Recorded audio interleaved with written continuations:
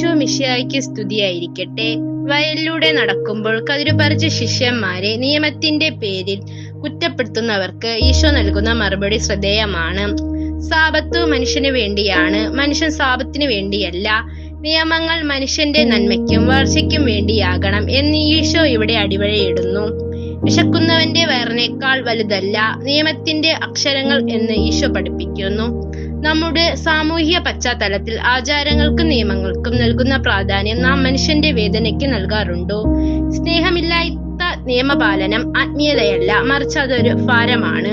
ക്രിസ്തു നന്മയെ വിളിക്കുന്ന ആചാരങ്ങളുടെ തടവറയിലേക്കല്ല, മറിച്ച് സ്നേഹത്തിന്റെ സ്വാതന്ത്ര്യത്തിലേക്കാണ്.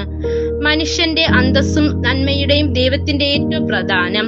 ആചാരങ്ങൾക്കപ്പുറം കരുണയുടെ വഴികളിലൂടെ നമുക്ക് നടക്കാം. വചനമാകുന്ന അപ്പം നമ്മുടെ ജീവിതത്തിന് ആശ്വാസമാകട്ടെ.